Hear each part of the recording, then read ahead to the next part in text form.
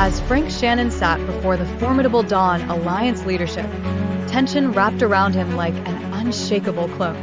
Even the dimly lit room, adorned with ancient tapestries and the soft glow of flickering candles, couldn't defuse the atmosphere of anticipation. The question on everyone's lips was deceptively simple. What would Otina decide amidst the storm of civil war beginning to thunder its drums? But in truth, nothing about this decision was simple, not for Frank. His mind was ensnared in the web of loyalty, blood ties, and political intricacies. His cousins Josephine and Reynald stood on opposing sides.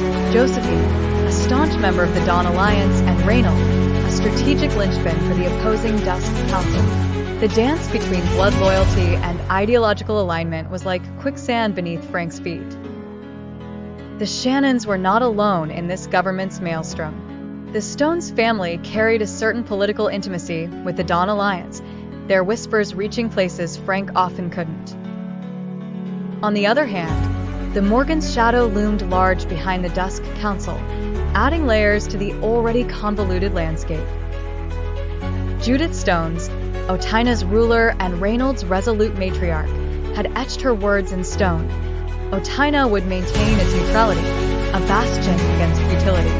"We will not intervene in a war where everyone stands to lose," she stated, her voice sharp enough to cleave through the chaotic noise. Upon entering the council chamber, Frank's eyes mirrored Josephine's hopeful promise, albeit one tinged with apprehension.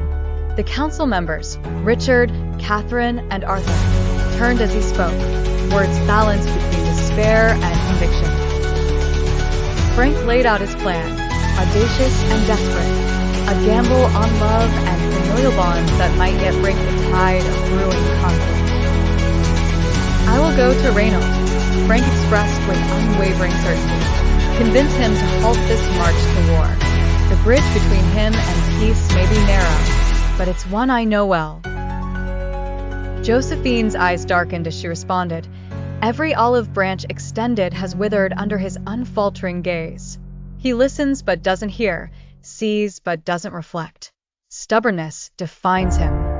But Frank pressed harder, not letting familial love die in the echo of war drums.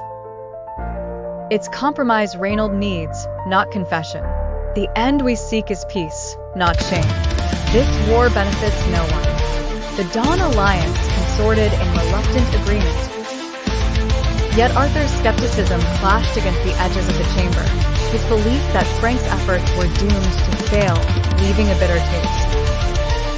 A silent war waged on Arthur's mind, caution balanced against hope. As the Dawn Alliance deliberated, in the Dusk Council's territory, eyes keenly watched their enemy, the state of Toroshine casting its lot with the Dusk Council in a twist that tipped balances. Elyna Sander led this delegation, her presence an official declaration of alliance, tangled now in Reynald's strategy, a boost to their ranks. The chains of war clinked, invisible but ever present, binding states and families in an anticipation of reckoning.